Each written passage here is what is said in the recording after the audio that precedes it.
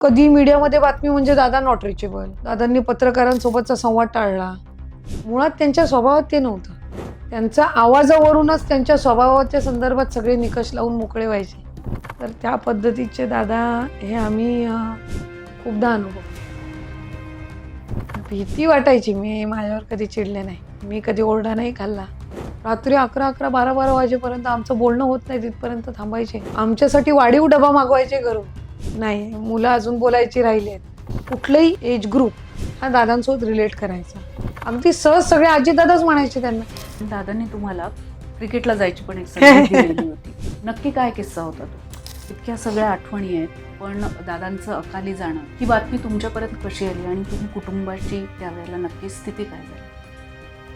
मला कधी असं त्यावेळेला वाटलंही नव्हतं कदाचित तो शेवटचा क्षण असेल. आम्हाला नेहमी वाटायचं की थोडा कालावधी का होईना, पण महाराष्ट्राला त्यांच्यासारखा एक मुख्यमंत्री आणि आम्हाला कार्यकर्ता म्हणून त्यांना एकदा मुख्यमंत्री म्हणून पाहता यावं.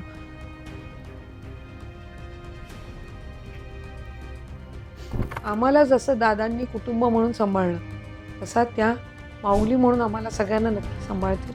प्रत्येक महिलेला हे सांगेन की स्वतःमधलं मी पण जप. हा महिला दिन हा फक्त एका दिवसापुरता नाही, तर वर्षाचे 12 महिने आपण साजरा करू शकतो. नमस्कार, मी प्रियदर्शनी. आज आपल्यासोबत आहेत आपल्या राज्याच्या महिला व बाल विकास मंत्री अदिती तटकरे. नमस्कार, स्वागत आहे तुमचं. नमस्कार. अजितदादानंतरचा हा पहिला अर्थसंकल्प आहे आणि तुमचं डिपार्टमेंट नंबर 1चं झालंय. पण आज अजितदादांसोबतची पहिली भेट ही आठवते का तुम्हाला? पहिली भेट माझी मी साधारणपणे 12-13 वर्षांची असेल त्यावेळेला झाली होती. आणि त्यावेळेला दादांचं म्हणजे नाही का असं अँग्री यंग मॅन आपण म्हणतो ना, तर तो त्यांचा एकदम फेज होता. कारण 99ला जस्ट राष्ट्रवादी काँग्रेस पक्षाची स्थापना झाली होती आणि त्यानंतर माझ्या वडिलांनी, तटकरे साहेबांनी राष्ट्रवादी काँग्रेस पक्षामध्ये जाण्याचा निर्णय घेतला. त्याच्यानंतर निवडणूक झाली आणि ते राज्यमंत्री झाले. तर त्या राज्यमंत्री पदाची जी शपथविधी आहे, त्या शपथविधीत एकदम जवळून मी त्यावेळेला पहिल्यांदा दादांना बघितलं होतं. आणि पप्पांना ते त्यावेळेला सुनील म्हणूनच हाक मारायचे. आणि म्हणजे त्यांच्या चेहऱ्यावर किंवा याच्यावर जो आनंद होता ना, की सुनील पण म्हणजे मंत्रिमंडळात आहे. तर आणि तो एक जो त्यांनी असं पप्पांना असं टॅप केलं होतं नाही का, आपण असं मित्राला वगैरे याला करतो असं. सो तो त्यांना जवळून बघण्याचा माझा पहिला हे होता. सो ते मग त्याच्यानंतर अनेकदा भेट झाली. जास्ती भेट माझी त्यांच्यासोबत 2008-9 पासून वाढायला लागले. सो तेव्हा पण मी कॉलेजमध्ये होती. राजकारणातले धडे जे आहेत ते खरं तर असं म्हटलं जातं की तुम्ही राजकीय घराण्यातून येता, पण मला हा प्रश्न मुद्दामून विचारावा असा वाटतो की राजकारणाचे धडे हे नक्की तुम्ही कुणाकडनं घेतलेले आहेत? दादांकडनं की तटकरे साहेबांकडनं? हे दोघांकडूनही घेतलेले आहेत.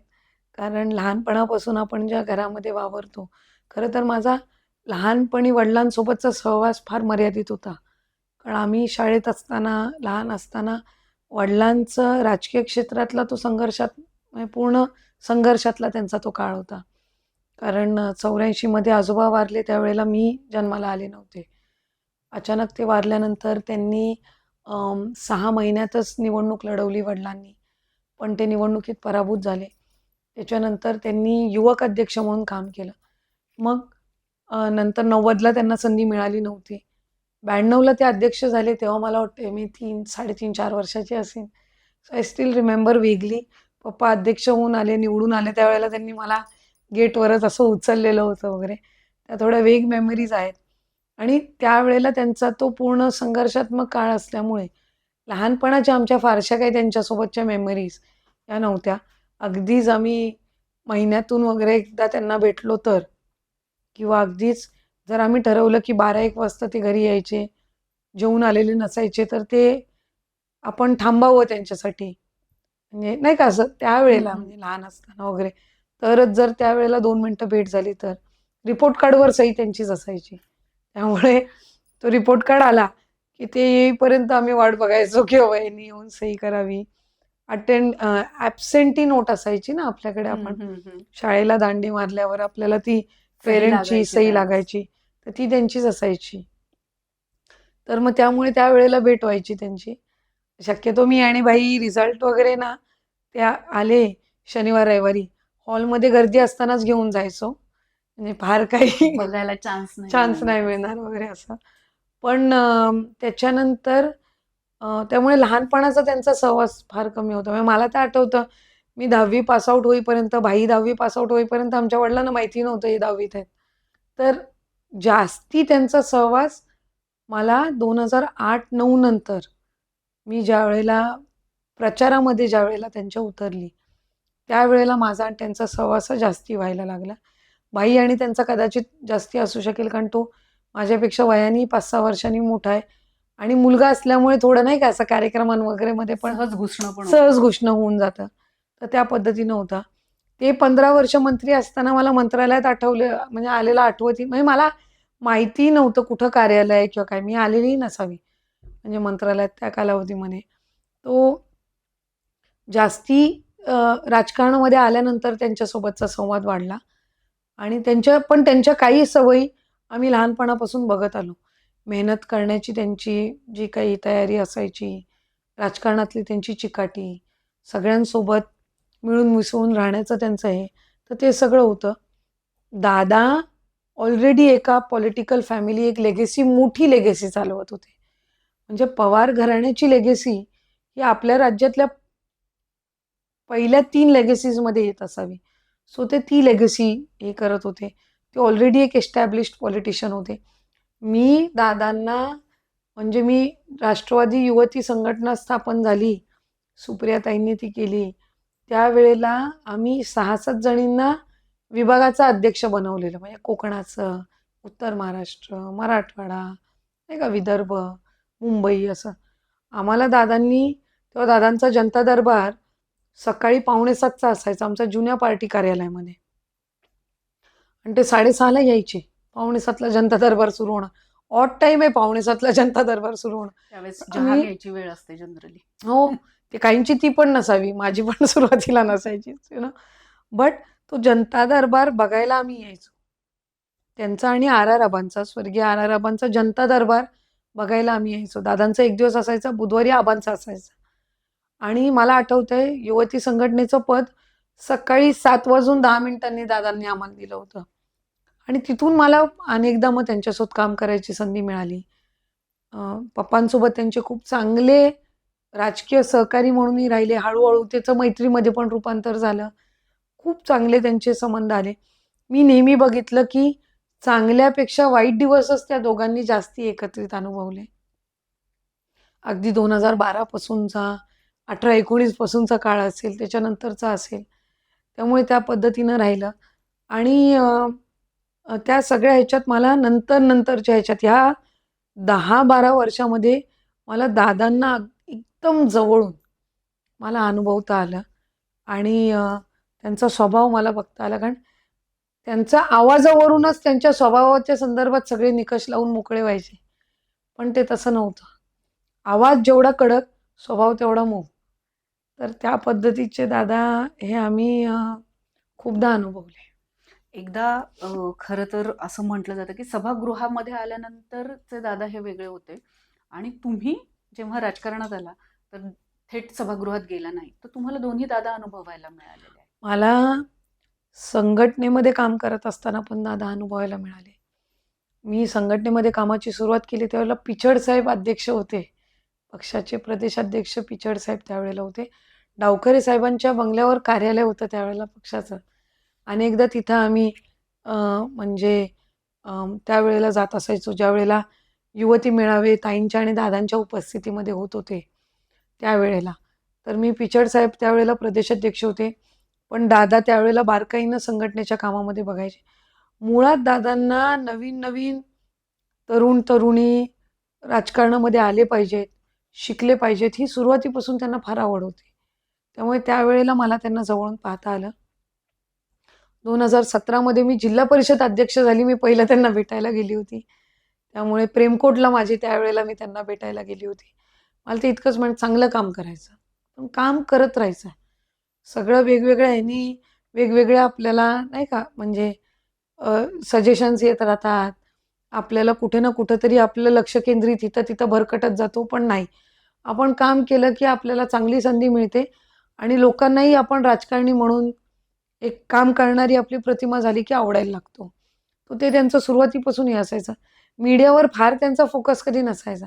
हल्ली मीडियामधले संवाद त्यांचे व्हायला जास्ती लागलेले.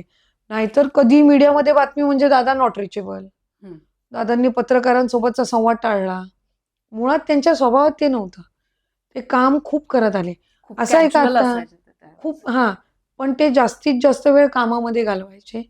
खूप चांगले निर्णय त्यांनी घेतले राज्यासाठी, पुण्यासाठी, पक्षासाठी. पण कुठे ना कुठेतरी पब्लिसिटीपासून ते अलिप्त राहायचे. आत्ता पत्रकार संवाद आणि ती ट्युनिंग इतकी चांगली जमलेली की एकदाही त्यांनाही संवाद केल्याशिवाय राहायचं नाही आणि पत्रकारांनाही त्यांच्यासोबत संवाद केल्याशिवाय राहायचं नाही. तर मी दोन्ही तिन्ही फेजेस दादांचे मला फार जवळून बघता आले आणि मी नेहमी म्हणते की मला कामकाज माझ्या वडिलांकडूनही शिकता आलं आणि तेवढंच मला दादांकडूनही शिकता आलं. मी सभागृहात ज्यावेळेला आमदार झाली त्यावेळेला अगदी पान क्रमांक, बाप क्रमांकाशिवाय पुरवणी मागण्यांची सुरुवात करायची नाही, इथपासून दादांनी त्या ठिकाणी शिकवलं. आम्ही सभागृहामध्ये बोलावं, ती यादीसुद्धा दादा तयार करून द्यायची. अरे ही सगळे आमदार आहेत, तरुण आमदार यांना बोलायचंय. रात्री 11-11, 12-12 वाजेपर्यंत आमचं बोलणं होत नाही तिथपर्यंत थांबायचे. आमच्यासाठी वाढीव डबा मागवायचे घरून आणि बसायचे की नाही मुलं अजून बोलायची राहिली आहेत आणि जो कोण चांगलं बोलेल त्याला म्हणायचे हे चांगलं बोलला आणि जे कोणाचं जरा चूक झाली असेल त्यांना म्हणायचे पुढच्या वेळेला बोलताना दुरुस्ती कर. इतकं बारकाईनं त्यांचं लक्ष असायचं आणि मला खूप शिकायला मिळालं. म्हणजे त्यांच्या स्वभावातला एक मोकळेपण असा होता की कुठलंही एज ग्रुप हा दादांसोबत रिलेट करायचा. अगदी तरुण पण दादांचे फॅन, ज्येष्ठ पण दादांचे फॅन, महिला फॅन फॉलोईंग पण फार खूप वाढली होती. वाढलेलं होतं. खूप प्रचंड आणि लहानातल्या मुलाला पण वाटायचं दादांसोबत फोटो काढावा. अगदी सहज सगळे आजीदादाच म्हणायचे त्यांना. कसं आहे आपल्या वयोमानानुसार कोण आजोबा म्हणेल, कोण दादा म्हणेल, कोण काका म्हणेल असं नाही. एवढं 4 वर्षाचं पोरगं पण दादाच म्हणायचं आणि अगदी 80 वर्षाचे पण दादाच म्हणायचे. त्यामुळे इतकं एक त्यांच्यासोबतचं एक इतकं स्ट्रॉंग बॉन्डिंग हे होत गेलं होतं. त्यामुळे आमचंही खूप स्ट्रॉंग बॉन्डिंग त्यांच्यासोबत झालं होतं आणि एक मोकळ्या मनाचे ते होते की त्यांना नवीन आमदार निवडून आले पाहिजेत, सभागृहात बसले पाहिजेत, चांगलं कामकाज त्यांनी शिकलं पाहिजे आणि त्यांना ग्रूमिंग करायचं काम हे दादा करायचे. हे माझ्यापासूनच मी अनुभवलं. माझ्यासारखी अनेक उदाहरणंही माझ्याकडे आहेत आज जी सांगण्यासारखी आहेत. आमच्यातले 15-20 तरुण आमदार आम्हाला नगरपालिकेमध्ये, कोणाला जिल्हा परिषदमध्ये, कोणाला पंचायत समितीमध्ये दादांनी संधी दिली. आमदार म्हणून त्याला कॅन्डिडेट म्हणून तयार केलं आणि मग त्याला उमेदवारी दिली, त्याला आमदार केलं आणि त्यांना चांगल्या पद्धतीनं मतदारसंघामध्ये ताकद दिली की त्याला दुसरी टर्म पण लढवता यावी. हे जे ट्रेनिंग मॉड्यूल्स हे आहे, पण हे हं. करत असताना एका विद्यार्थ्याला शिक्षक रागवतो पण. दादांची भीती वाटायची का? किंवा ते चिडायचे का तुमच्यावर? भीती वाटायची. मी माझ्यावर कधी चिडले नाही. मी कधी ओरडा नाही खाल्ला. पण ओरडा खायच्या आधीच लक्षात यायचं की ओरडा पडणार आहे तर आपण जाऊच नाही. मला नेहमी ना मी कुठल्याही गोष्टींबाबत त्यांचं सजेशन, त्यांच्या सूचना मी पहिल्या घ्यायची आणि मगच मी त्याबाबत पुढे जायचे. कारण प्रशासनाच्या बाबतीतला त्यांचा इतका दांडगा अनुभव होता ना, की एखादा मला प्रस्ताव करायचा आहे, तर त्याच्या आधीच मी जायची की दादा असा आपण प्रस्ताव तयार करतोय. तर ह्याच्यामध्ये काही चूक आहे का? काही चांगल्या गोष्टी आहेत का? काही आणखीन सूचना आहेत का? काय केलं? हे मी आधीच घ्यायचे.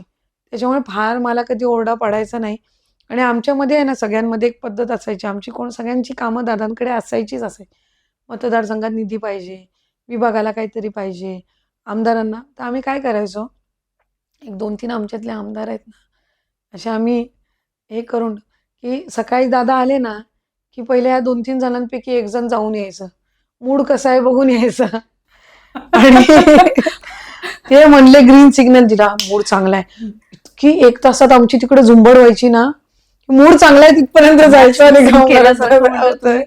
आणि ते म्हणले की मूड चांगला नाही, मग असलेलं निवेदन पण ठेवायचं, जाऊ दे पुढच्या वेळेला चांगलं असेल त्यावेळेला जाऊ. त्यावेळेस जायचं. पण असं पण आम्ही हे करायचो किंवा बऱ्याचशा वेळेला आम्ही लाईनीत बाहेर उभे असायचो. आतला आवाज आला ना की इथं तिथं व्हायची की जाऊ दे राहू दे, नाही काय घेऊन. मग ते बोलायचे, अरे तू आला होता ना? नाही, काय नव्हतं. काय अच्छा. नव्हतं, नंतर बघू, एवढं काही महत्वाचं नाही. असंही अनेकदा व्हायचं. अनेकदा ते आलं की शेवटी एकदा लोक आलेत सोबत आपल्या, घेऊन आलोय, ते बडबडायचे, हे असं कुठं होत असतं का? पण म्हणलं मग आता तुम्हीच करून देणार, दुसरं कोण करून देणार? हा ठीक आहे, मी ते करायचे. पण जेवढं ओरडायचे ना तेवढं आम्हाला माहिती असायचं की काम पण ते करून देणार. त्यामुळे एक एक वेगळ्या पद्धतीचा विश्वास आपला एक नेतृत्वावर असतो की नाही, काही झालं तरी सांभाळून हे घेणार, हे ताकद देणार, हे आम्हाला तेवढं सक्षम करणार. व्यक्तीवरची डिपेंडन्सी आपली केव्हा वाढते, आपण एखाद्या व्यक्तीवर अवलंबून केव्हा राहतो, ज्या वेळेला ती व्यक्ती आपल्याला तेवढी शाश्वती देते की तुम्ही माझ्यावर अवलंबून राहू शकाल. तर ती शाश्वती आम्हाला दादांनी दिली की मी म्हणजे व्यक्ती म्हणून त्यांचं एक त्या पद्धतीचं हे होतं की आम्ही त्यांच्यावर अवलंबून राहू शकतो किंवा ते आम्हाला ताकद देतील असा डोळे झाकून एक विश्वास त्यांच्यावर होता. जीएसटी काउन्सिलला दादा कधी स्वतः गेले नाही, हा. पण ते सतत तुम्हाला पाठवायचंय. एक तर का, आणि दुसरं की हा अनुभव नक्की कसा होता तुम्हाला? खरं तर मला नेहमी वाटायचं की दादाजी जीएसटी काउन्सिलला गेलं पाहिजे किंवा फायनान्सच्या मीटिंगला त्यांनी गेलं पाहिजे. त्यात दोन हे असायचे, एक तर दादा फायनान्स मिनिस्टर आणि DCM गेल्यानंतर तिथं एक वजनच वेगळं पडतं.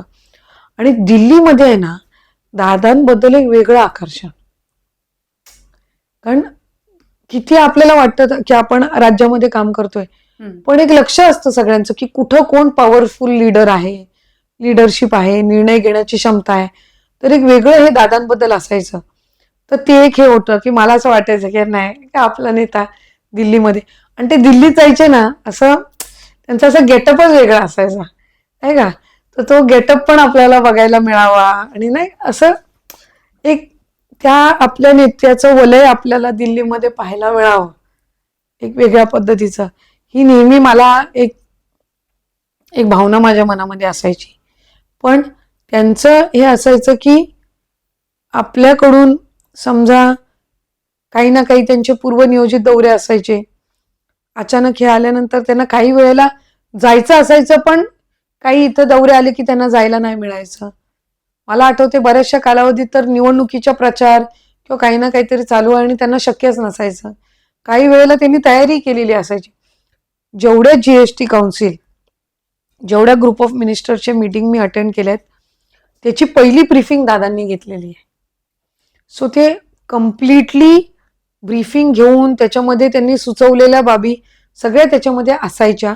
बऱ्याचशा वेळेला ते सुद्धा स्वतः जाण्याची सुद्धा तयारीत असायचे, पण काही ना काही हे यायचं. पण त्याच्यानंतर तर काही असायचं की जाते ना आधी ती मांडते ना, कुठं राहतंय का मांडायचं आपल्याकडून काही, तर नाही. तर त्या पद्धतीनं असावं. पण एक संधी मला त्या निमित्ताने GST काउन्सिल अटेंड करण्याची मिळाली. त्यांनी ती संधी मला दिली आणि त्याच्यानंतर अनेकदा GST काउन्सिलच्या मीटिंग असायच्या, त्यावेळेला फडणवीस साहेब आणि दादांची एकत्रित ब्रीफिंग पण असायची. पण बऱ्याचशा वेळेला नंतर त्यांना माहिती असायचं की आधी ती जाणार आहे, तर ब्रीफिंगला मलाही बोलवायचे. सो CM आणि DCM सरांच्या ब्रीफिंगला सुद्धा मला उपस्थित राहण्याची संधी मिळाली आहे की महाराष्ट्राच्या वतीने आपण काय तिथं मांडणार आहोत. तो ह्या मीटिंग सुद्धा मी अनेकदा अटेंड केल्यात. त्याच्यातून मला अनेक गोष्टी शिकायला मिळालेल्या आहेत. आणि शिंदेसाहेब असताना सुद्धा दादा अर्थमंत्री होते, DCM होते, मुख्यमंत्री शिंदेसाहेब असताना त्यावेळेसला सुद्धा त्यावेळेसच्या सुद्धा मीटिंग्स मला अटेंड करायला मिळाल्यात. सो त्याच्यातून नवीन नवीन गोष्टी देशपातळीवरच्या किंवा फायनान्सच्या मायन्युटली मला शिकायला मिळाल्या. पण आत्ता पुढची जी काउन्सिल म्हणजे कुठली असेल ती दादांनीच अटेंड करावी, कारण त्यावेळेला सगळ्या निवडणुका स्थानिक संपलेल्या आत्ता एक जीएसटी काउन्सिलची झाली ना, एक बजेटची मीटिंग झाली होती.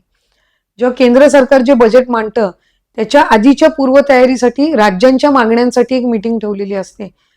ती खरं तर दादांनी अटेंड करावी हे अशा पद्धतीचं नियोजन होतं.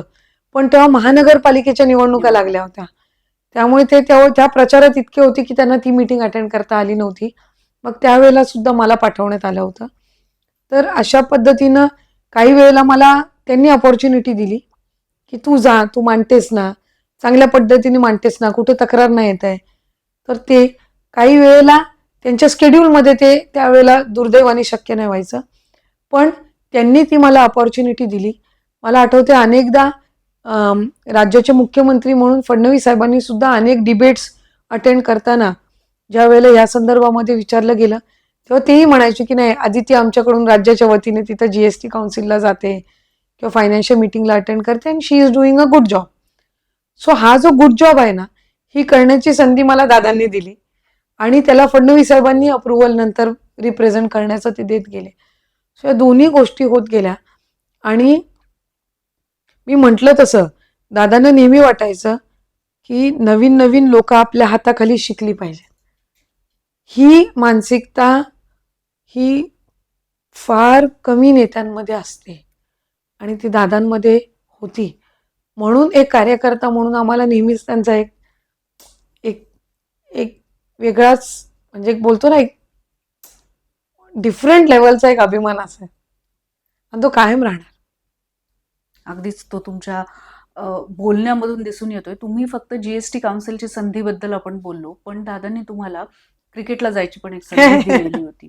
तर त्यावेळेस त्यांचं वाक्य असं होतं की मला जाता येत नाही, पण आपल्या लेकीला जाता यावं, अं, असं ते बोलले होते. नक्की काय किस्सा होता तो? काय असायचं, मी कधी एक दिवसाची जरी सुट्टी घेतली तरी मी त्याचं पत्र दादांकडे ठेवायची की बाबा अमुक अमुक ह्याला मी नाही आहे शासकीय कामकाजासाठी, तर आपली परवानगी असावी अशी विनंती. ते पत्र वाचलं की मग ते विचारायचे, काय कुठे चालली तू, का सुट्टी घेते, मग मी ते सांगायची.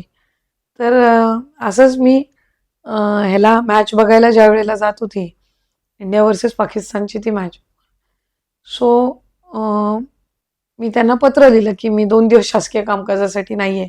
प्री कॅबिनेटमध्ये ते दिलं होतं पत्र की बाबा मी 2 दिवस पुढच्या आठवड्यामध्ये नाही आहे. का, कुठे चालली तू, म्हणजे मॅच दुबईला चालली. का चालली, मॅच आहे, मॅच बघायला चालली. मग त्यांनी म्हणले हा परवानगी आहे नाही का असं, आणि मला म्हटले काय आहे, म्हटलं फार क्रुशल मॅच आहे. मला म्हणलं ठीक आहे ठीक आहे, मी टी व्हीवर बघीन, म्हणजे नाही का असं कॅबिनेटचा दिवस होता तो, टी व्हीवर बघीन, जा तू जा. मग नंतर मी परत आली आणि आमचा मराठी भाषेचा एक कार्यक्रम आम्ही त्यावेळेला आयोजित केला होता आणि दादांच्या हस्ते आम्ही मराठी कलावंत क्रिकेटचे, म्हणजे मला वाटते दिलीप वेंगसरकरांचा आम्ही त्या दिवशी सत्कार घेतला होता, सरांचा, अशोक सराफजींचा आम्ही सत्कार घेतला होता. आणखीन मला वाटतंय आपले ज्येष्ठ मूर्तिकार त्यांचा आम्ही, अशा वेगवेगळ्या क्षेत्रातील मान्यवरांचा आम्ही सत्कार घेतला होता. राम सुतार साहेबांचा घेतला होता. सो त्या भाषणामध्ये साहेबांनी उल्लेख केला, दादांनी उल्लेख केला की म्हणजे वेगवेगळ्या क्षेत्रातल्या मान्यवरांबद्दल ते बोलत होते. तर तेव्हा क्रिकेटचा ज्या वेळेला विषय आला तेव्हा ते म्हटले तटकरे साहेबांनी क्रिकेटची फार आवड आहे, मलाही फार आवड आहे आणि आदितीलाही फार आवड आहे. ही तर कॅबिनेटला माझी परवानगी घेऊन मॅचला गेली आणि मी म्हणलं मला नाही जाता येत आहे तर लेकीला जाता यावं. सो अशा पद्धतीनं त्यांचं तो त्यावेळेला रेफरन्स होता. मी आणि पप्पांनी दोघांनाही ते भाषण ऐकताना आम्ही तिकडेच होतो त्या स्टेजवर. मी असं थोडं जरा नाही का एम्बॅरेसिंगली हे होतं असं थेट भाषणामध्ये खोल झाल्याची. पण काही मॅचेस हे आम्ही दादांसोबतही वानखेडेला बघितल्या. मला आठवते पप्पा फायनान्स मिनिस्टर असताना, दादा मंत्री असताना आम्ही अनेकदा काही मॅचेस दादांसोबत सुद्धा वानखेडे स्टेडियमला बघितलेल्या आहेत. त्यामुळे तोही मला एक प्रसंग आठवतो. आणि तेव्हा असं काही झालं होतं मॅच बघत असताना, दादांना एकदा, दादा अर्थमंत्री असताना आम्ही मॅच बघायला गेलो होतो, तर पप्पा त्यांना म्हटले अहो मॅच संपली नाही अजून, अहो तटकरे साहेब, तुम्हाला बजेट नाही तयार करायचंय, मला बजेट तयार करायचंय, तुम्हाला मिळालेलं बजेट डिस्ट्रीब्यूट करायचं. डिस्ट्रीब्यूट करायचंय. त्यामुळे माझी जबाबदारी मोठी आहे, त्यामुळे मी पूर्ण मॅच बघून जात नाहीये. तर सगळे तिथं आतमध्ये जेवढे बसले होते तेवढे हसत होते. एकदा पप्पा अर्थमंत्री होते आणि दादा मंत्री होते. त्यावेळेला दादा निघाले, परत अशी मॅच शेवटचे 5-6 ओव्हर राहिले असतील. पप्पा म्हटले, तुम्ही अरे तुम्हाला फक्त म्हणजे हे मांडायचंय, मला ते खर्च झाला की नाही बघायचंय. So, असे अनेकदा हे असायचे. आणि कधी कधी लाईव्ह नाही बघायला मिळाला की त्यांच्या इथं तो टीव्ही चालू असायचा आणि नवीन नवीन प्लेअर असायचे, विचारायचे हे कोण आहे, हे नाही का, हा नवीनच Update. आलाय, हा. अपडेट. तर हे फार त्यांना ती खेळाची, त्यांना मुळात क्रिकेट किंवा कबड्डी किंवा इतर खेळांची, खो खो, या सगळ्या खेळांची, त्यांना कुस्ती फार आवड. आणि राज्यामधल्या राज्यस्तरांच्या ह्याला दादांना आमंत्रण असायचं, दादा 100% जायचे. मला आठवते आम्ही जेवढ्या कबड्डीच्या स्पर्धा आयोजित केल्या, बक्षीस समारंभाला दादा असायचे. तो त्यांना आवड असायची क्रीडाची. इतक्या सगळ्या आठवणी आहेत, पण दादांचं अकाली जाणं हे अख्ख्या महाराष्ट्राला खरं तर हे लावून गेलेलं आहे.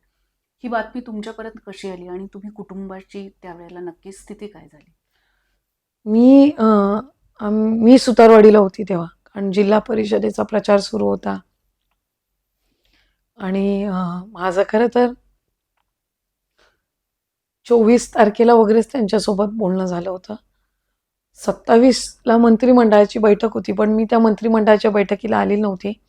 हालाकी ॲबसेंट राहण्याच्या संदर्भात पण मी त्यांची परवानगी पहिला घेतली होती, कारण जिल्हा परिषदेचा प्रचार खूप एकदम शेवटच्या टप्प्यात होता. त्यामुळे मला त्यावेळेला गाव बैठक दौरा चालू असल्यामुळे त्यावेळेस मंत्रिमंडळामध्ये माझ्या विभागाचा काही असा विषयही नव्हता आणि मला तो प्रचार थांबवून येणं त्या दिवशी शक्यही नव्हतं. त्यांची पूर्व परवानगी घेऊन मी त्या कॅबिनेटच्या मीटिंगला आली नव्हती. मी त्यावेळेला प्रचारात होती. 27 तारखेला तिथेच होती आणि 28 तारखेला सकाळी साधारणपणे 9ला 5-7 मिनटं असताना आम्हाला पप्पांचा फोन आला. कारण मला वाटते साधारणपणे 8:45 किंवा 9:43ला ती घटना घडली असेल. म्हणजे हे झाल्याचं त्यांना कळल्यानंतर ते मुंबईला होते, कारण ते आदल्या दिवशी त्यांची 5-5:15 वाजताची मीटिंग होती दादांसोबतची. आणि त्यावेळेला सुद्धा त्यांचा 27 तारखेला गाव दौरा होता, पण 5 वाजताची दादांची वेळ असल्यामुळे ते प्रचार टाकून थोडं लवकर निघाले होते. आणि मला किंवा भाईला सांगितलेलं त्यांनी की तुम्ही जाऊन तो पुढचा प्रचार आटपा म्हणून. आणि ते खरं तर चॉपरनी येणार होते. त्यांना चॉपर घ्यायला आलं होतं मध्येपर्यंत, पण घाटात व्हिजिबिलिटी आणि काही इश्यू आला, त्याच्यामुळे ते परत गेलं त्यांना न घेत. पण ते थोडं प्रवासामध्ये माणगाव का त्याच्या पुढेच असावे, त्यामुळे ते म्हटले मी आता बाय रोडच निघतो.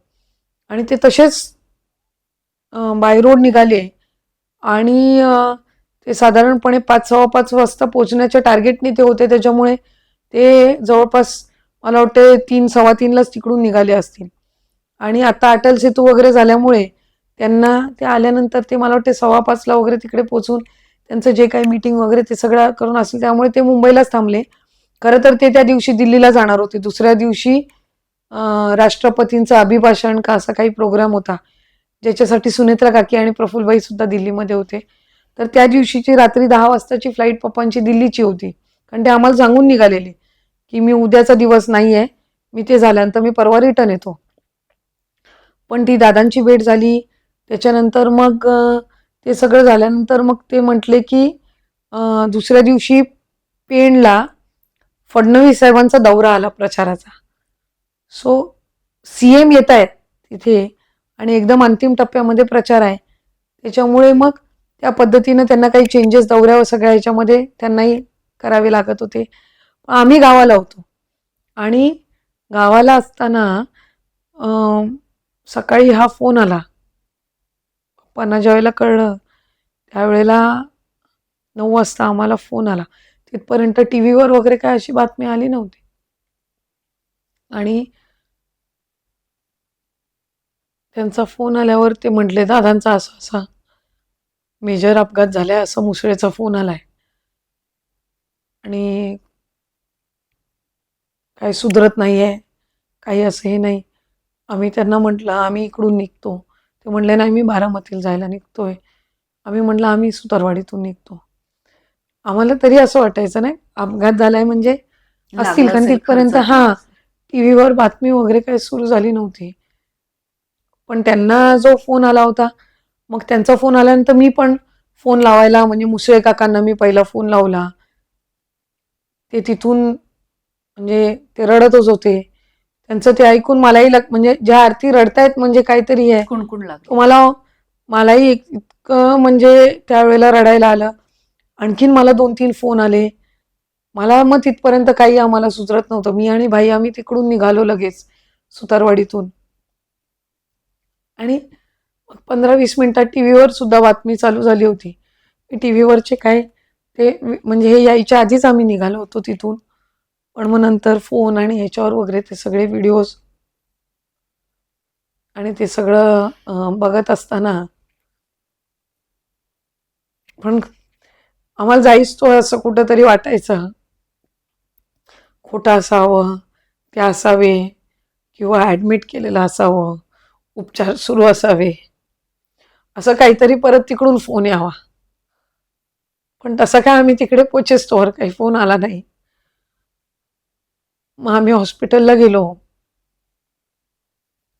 मग तिथपर्यंत अनेक जे जवळजवळचे होते सगळे ते तिथं पोचलेले होते, कारण आम्हाला 5-5:30 तास पोचायला लागणार होते. आणि आम्ही तिथं पोचायच्या आधी पुण्यातले वगैरे जवळचे जे आहेत, बाजूच्या ह्याच्यातले आहेत, ते सगळे तिथे पोचले होते. दत्ता मामांचंही ते, कारण तिथं लवकर पोचल्यामुळे त्यांचा फोन झाला होता. सुनील अण्णाचा, टिंगरे अण्णाचा, अनेकांचे तिथे फोन आले. पण हॉस्पिटलला गेल्यानंतर आम्ही तिथे वॉर्डमध्ये असताना धाडस होत नव्हतं. असं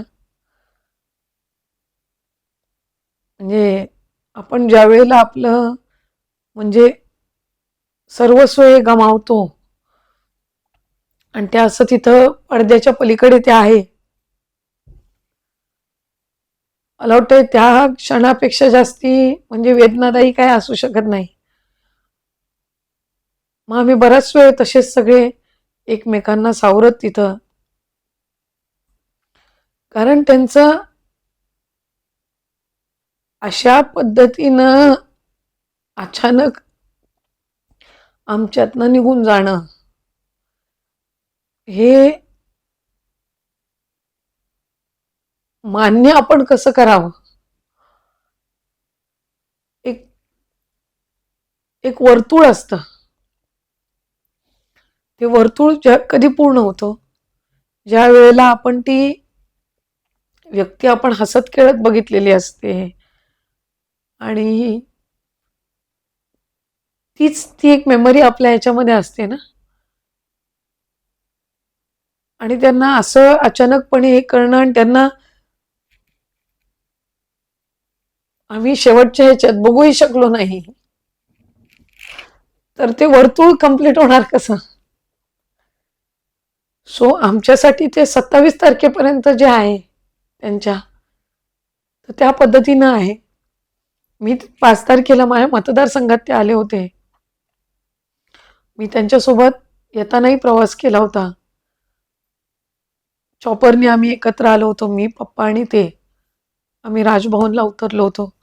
पण चॉपरमध्ये बसलेला असताना अनेकदा हल्ली त्यांच्या पायांना सूज यायची. तर मला माहिती असायचं की समोरची जी सीट आहे ना ती वेकंट, त्यांना पाय ठेवायला असे नाही का सरळ पाय. सरळ ठेवता येईल.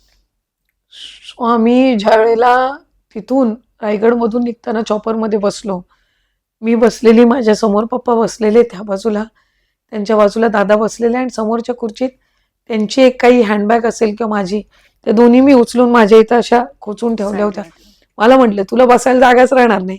म्हटलं, "काही नाही, तुम्ही पाय सरळ ठेवा." म्हणजे त्याच्यासाठी जागा ती, म्हणजे मी म्हटलं ती करून द्यावी. तिने सहज असे पाय पुढे समोर केले. बघितलं त्यांच्या पायाला सूज आहे. तर पायाला सूज आहे म्हटल्यावर मी सहजच हात लावला, म्हटलं, "दादा, पायांना तुमच्या सूज आहे?" तर मला म्हटले, "हो अतिथी, 1-1.5 महिना माझ्या पायांना फार सूज येते." तर मी असंच नाही का, असं आपण हात लावतो तसं मी म्हटलं दादा हे वॉटर रिटेन्शन वगैरे असतं तशी सूज वाटते, तुम्ही डॉक्टरांना दाखवलं का? म्हणले दाखवलं मी डॉक्टरांना, त्यांनी एक छोटीशी गोळी दिली आहे, पण ते आता या दौऱ्याच्या ह्याच्यात माझं घेणं काही तितकंसं होत नाही. मी त्यांना म्हटलं तुम्ही घेतली पाहिजे ती गोळी. मला म्हणले एकदा निवडणूक वगैरेचं सगळं झालं ना की मी रेग्युलरली चालू करेन. आणि मग बराच वेळ माझा म्हणजे नाही का हात असा त्या पायाच्या ह्याला असा तसाच होता आम्ही इथे लँड होईपर्यंत. बऱ्याच गप्पा आम्ही मारल्या. नंतर आम्ही गाडीत नाही पार्टी कार्यालयापर्यंत सोबत आलो. आणि ज्या वेळेला मी हे झाल्यानंतर शेवटचं ज्या वेळेला मला जे काही त्यांना बघण्याची संधी मिळाली, मला तो प्रसंग आठवला की त्यावेळेला त्यांच्या पायाला हात लावला होता. आणि मला कधी असं त्यावेळेला वाटलंही नव्हतं कदाचित तो शेवटचा क्षण असेल की मला त्यांच्या पायाला हात लावायला मिळतोय.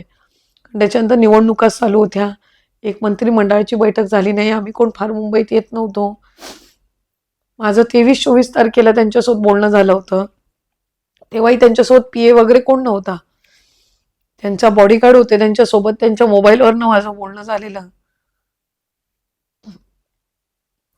त्यावेळेलाही त्यांचं आणि माझं जे बोलणं झालं होतं ते अगदी म्हणजे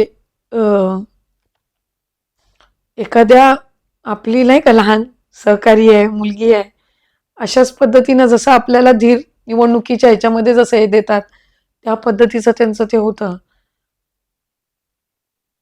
आणि मी 27ला आली नाही कॅबिनेटला, त्यावेळेला सगळे त्यांना भेटले, पण जे भेटणारे होते त्यांनाही वाटलं नसेल की ती त्यांची शेवटची भेट आहे, किंवा मला तर दुरान्वी नाही की बाबा असं काही दुसऱ्याच दिवशी घडणार आहे.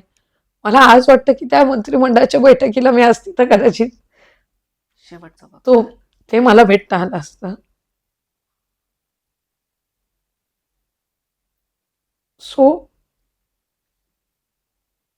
त्यांना आहे ना स्वच्छता ही फार हे होती.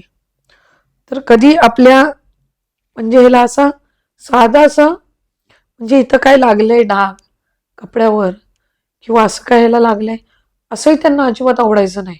कधी चप्पल घालायचे पण पायाला कधी चिखल लागलाय का कधी काय असं हे लागलं असं कधी नसायचं.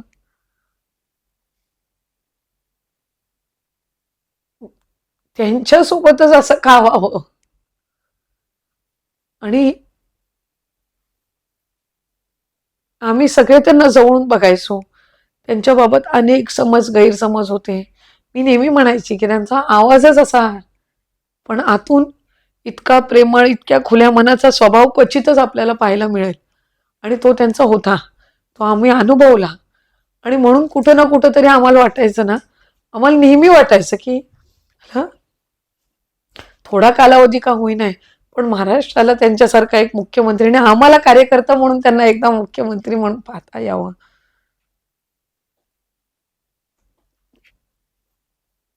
याबद्दलची वाच्यता खरं तर देवेंद्र फडणवीसांनीही सभागृहामध्ये केलेली आहे की chief minister with Maharashtra doesn't have, महाराष्ट्राला मिळाला नाही तो. खरं तर हे आपल्याला सगळ्यांनाच दुर्भाग्यानं सांगावं लागतंय. एक कालावधी असा होता की दादांवर आणि तटकरे साहेबांवर एकत्र आरोपही झालेले होते. तो काळही तुम्ही पाहिला, मला असं वाटतं तेव्हा तुम्ही कॉलेजमध्ये असाल. आणि आता पुन्हा तटकरेंवर साहेबांवरही आरोप होताना आपल्याला दिसत आहेत. छोटे छोटे विषय, त्या विषयांचाही इश्यू झालेला दिसतोय. म्हणजे अगदी गाडी चालवण्यापासून आणि सोशल मीडियावरच्या कमेंट, हे सगळं कसं बघताय तुम्ही याच्याकडे? खरं तर मी जेवढं त्यांना 30-35 वर्षाची त्यांची मैत्री, राजकीय सहकारी म्हणून ते राहिले. आणि सगळ्यांना आधी हे वाटायचं की हे दोघं इतके घट्ट मित्र कसे किंवा इतके घट्ट सहकारी कसे. एकतर त्या दोघांनी एकमेकांना कधी कॉम्पिटेटिव्ह पद्धतीनं बघितलं नाही, दिस वन. आणि नेहमी तटकरे साहेबांना आमच्यामध्ये आहे ना, मी राजकारणात यायच्या आधीपासून ती भावना रुजत गेली की आपल्याला दादांना मुख्यमंत्री झालेलं बघायचंय, दादांना मोठं झालेलं बघायचंय. ही भावना मुळात वडिलांच्या माध्यमातूनच आली.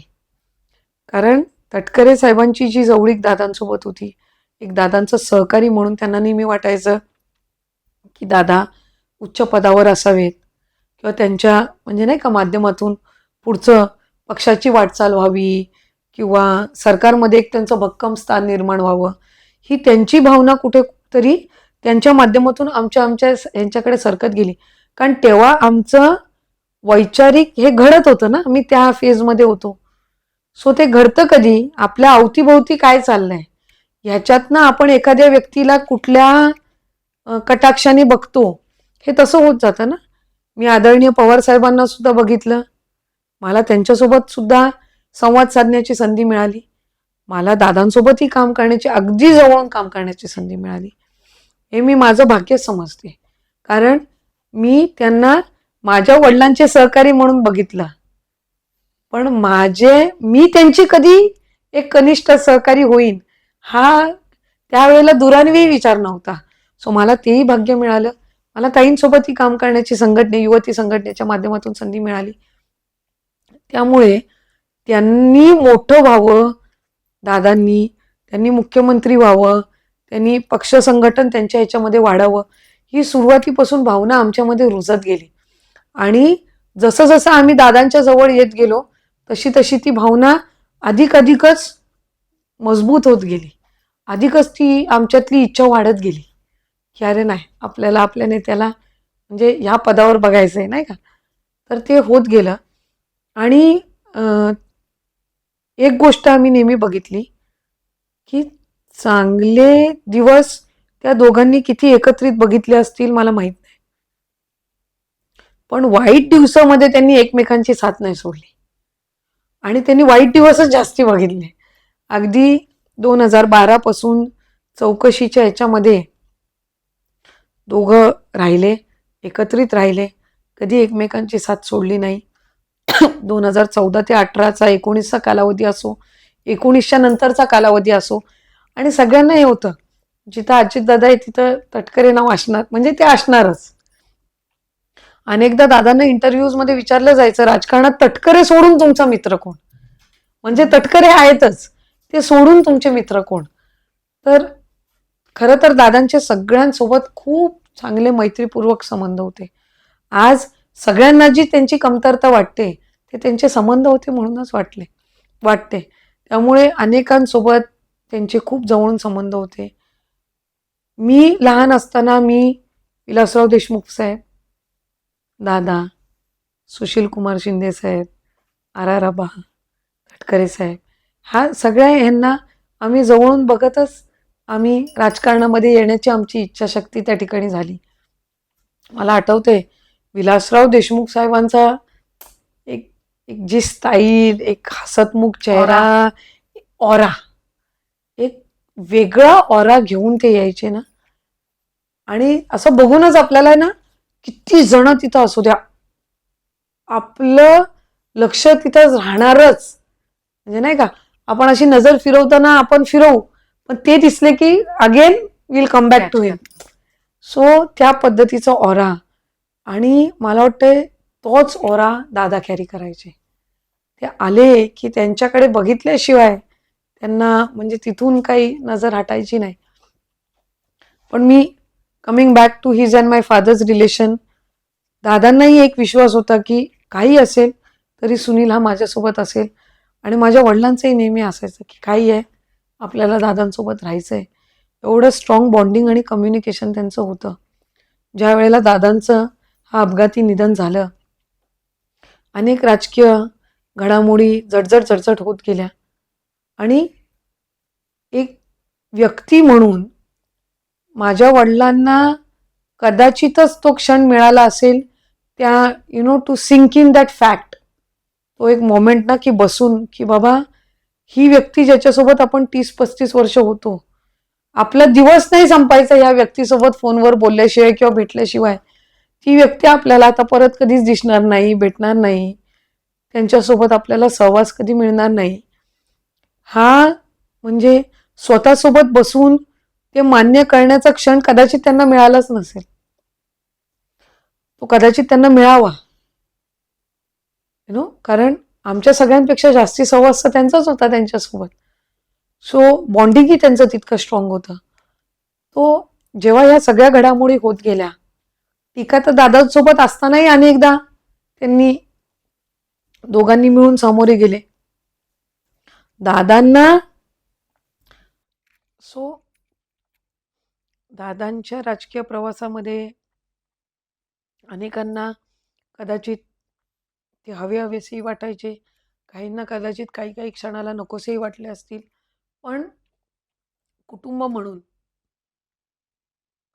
तटकरे साहेब असतील किंवा आम्ही असो, आम्हाला त्यांचा जितका म्हणजे ते नेहमीच हवेहवेसेच वाटायचे. आणि जेवढा त्यांचा सहवास मिळेल हा आम्हाला आमच्या आयुष्यातल्या ज्या चांगल्या मेमरीज असतील ना, त्या चांगल्या मेमरीजमध्ये मॅक्झिमम मेमरीज ह्या दादांच्या आहेत. आणि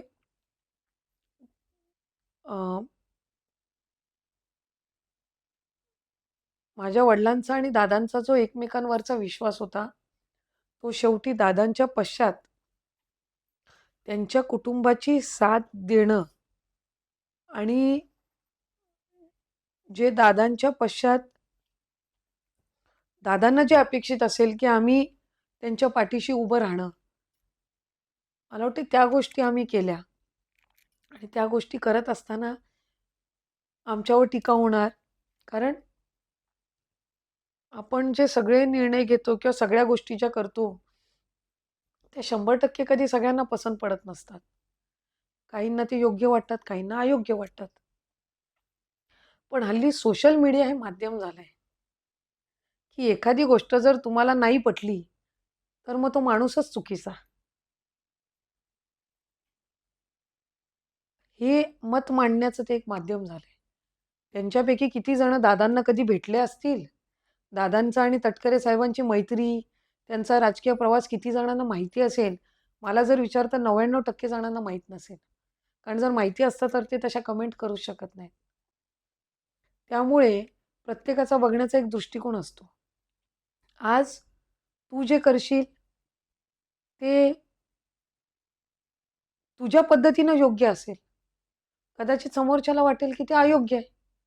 पण ह्याचा अर्थ असा नाही की तुम्ही तो माणसालाच चुकीचं ठरवाल किंवा त्याची जी निष्ठा होती त्यालाच चुकीचं ठरवाल. तुम्हाला जज करण्याचा अधिकार आहे, पण त्या माणसाला लेबल करण्याचा अधिकार नाही. कारण आपण प्रत्येकजण त्या त्या क्षणाला जे योग्य असतं किंवा जी व्यक्ती आज नाही आहे त्याला अभिप्रेत जे आहे ते आपण करण्याचा प्रयत्न करतो. त्याच्यात आपण हा नाही विचार करत की त्याच्यात किती जण नाराज होतील, किती जण खुश होतील. हा विचार जर आपण करत बसलो तर ज्यांना त्या क्षणाला ज्यांच्या पाठीशी आपल्याला उभं राहायचंय, कदाचित त्यांना पाठबळ देण्याच्यासाठी आपण अपयशी ठरू. सो त्या क्षणाची जी गरज होती ती त्यांनी केली. आणि त्याच्यामध्ये मला वाटतं त्यांना ट्रोल होत आहेत सोशल मीडियावर. मला वाटतं जे ट्रोलिंग करणारे आहेत ते पण कशा पद्धतीचे आहेत याचं विश्लेषण करण्याची मी गरज नाही. कारण सोशल मीडियावरची ट्रोलिंग हल्ली कशा पद्धतीनं होते, ती केली जाते, ते आपल्याला लगेच कळतं. आणि मुलगी म्हणून मला वाईट वाटतात ते कमेंट्स वाचून, कारण ते माझे वडील आहेत. तुम्हाला अधिकार नाही आहे त्यांच्याबद्दल बोलण्याचा. तुम्ही त्यांचा राजकीय प्रवास बघितला नाही आहे, अनुभवलेला नाही आहे. तुम्ही दादा आणि त्यांची मैत्री कधी जवळून बघितलेली नाही आहे. दादा आणि त्यांना सहकारी म्हणून चांगले वाईट दिवस त्यांनी जे बघितलेले आहेत ते तुम्ही जवळून बघितलेले नाही. तुम्हाला नैतिक अधिकार नाही आहे, पण तुम्हाला जे काही काम दिलेलं असतं ते तुम्ही करता. त्याच्यामुळे मुलगी म्हणून मला वाईट वाटतं. पण मला मुलगी म्हणून जास्ती अभिमान आहे, की दादांना जे अभिप्रेत होतं ते माझ्या वडिलांनी केलं. आणि त्याबाबत मला नेहमीच त्यांचा अभिमान राहील. कोणाला काय कमेंट करायचे ते त्यांनी करू दे. लाँग रनमध्ये सगळ्यांनाही कळेल, की जे ज्या वेळेला जे झालं ते योग्यच होतं. आणि आम्हाला पहिलं वाटलं, की आम्ही सुनेत्रा काकी आणि दादांचं जे कुटुंब आहे, त्यांची दोन्ही मुलं असतील, ह्यांना आम्ही सगळ्यांनी मिळून आम्हाला सगळ्यांना दादांनी ताकद दिली. आम्हाला सगळ्यांना दादांनी उभं केलं. त्यामुळे आमची ती नैतिक जबाबदारी आहे, की दादांच्या नंतर त्या कुटुंबाच्या पाठीशी उभं राहणं. त्यामुळे ती आम्ही भूमिका पार पाडली आणि मला खात्री आहे, की आता सुनेत्रा काकी ज्या पक्षाच्या राष्ट्रीय अध्यक्ष आहेत, राज्याच्या उपमुख्यमंत्री म्हणून त्यांनी शपथ घेतली आहे. राज्याच्या पहिल्या महिला उपमुख्यमंत्री म्हणून त्या आहेत. म्हणजे प्रसंग दुर्दैवी आहेत. पण ती जबाबदारी त्यांनी आमच्या सगळ्यांच्या आग्रहाखातर स्वीकारली आहे. आणि आम्हाला जसं दादांनी कुटुंब म्हणून सांभाळलं, तसा त्या माऊली म्हणून आम्हाला सगळ्यांना नक्की सांभाळतील. आमच्यासाठी त्या गोष्टींना आम्ही जास्ती महत्त्व देतो. तुमचा विभाग जो आहे तो सगळ्या विभागांमध्ये नंबर 1 ठरलेला आहे. म्हणजे आपण यश अपयश हे सोशल मीडियावरच्या कमेंटवर नोंदवण्याऐवजी मला वाटतं हे डेफिनेटली तुमचं यशच आहे. या सगळ्या विभागांमध्ये आता तुमचा विभाग नंबर 1 आलेला आहे. नक्की काय वाटतंय? मला ही संधी दादांनी दिली. मी आधी राज्यमंत्री म्हणूनही काम केलं होतं. पण मला 2023 मध्ये ही संधी दादांनी कॅबिनेट मंत्री म्हणून काम करण्याची दिली. शेवटी आपापल्या पक्षातले मंत्री आपापला नेता ठरवत असतो. त्यांनी ती संधी दिली. परत दुबार संधी पण त्यांनी मला मंत्री म्हणून काम करण्याची दिली. आणि मला नेहमी असं वाटायचं, की आपल्याला जी ही संधी मिळाली ही आपण गृहीत धरता कामा नये. कारण शेवटी आपण परफॉर्म चांगलं केलं पाहिजे. जसं लोकांच्या आपल्याकडून अपेक्षा आहेत, आपल्या स्वतःच्या आपल्याकडून अपेक्षा आहेत, आपल्या कुटुंबाच्या वडिलांच्या आपल्याकडनं अपेक्षा आहेत, तसं ज्या नेत्याने आपल्याला जबाबदारी दिलेली आहे, त्याच्याही आपल्याकडनं अपेक्षा आहेत. आणि मला नेहमी त्या ह्याच्यानीच मी काम करत राहिली. मला फडणवीस साहेब आणि शिंदे साहेबांची त्याच्यामध्ये साथ मिळाली. कारण तिघांनी मला मार्गदर्शन करत राहिले. शेवटी विभाग म्हणून काम करताना जर शासनाचं पाठबळ नसेल, तर एकटं विभाग काय करू शकतं? आणि विभाग म्हणून मंत्री म्हणून मी जरी काम करत असली, तरीही माझ्या विभागातल्या अगदी छोट्यातला छोटा कर्मचारी असेल, मोठातला मोठा अधिकारी असेल, यांनी सुद्धा मला टीमचा भाग म्हणून आम्ही सगळ्यांनी टीमवर्क केलं. त्याच्यातून विभाग आज चांगल्या पद्धतीनं कामगिरी करू शकलेला आहे. आणि मला नेहमी दादांचं मार्गदर्शन मिळायचं.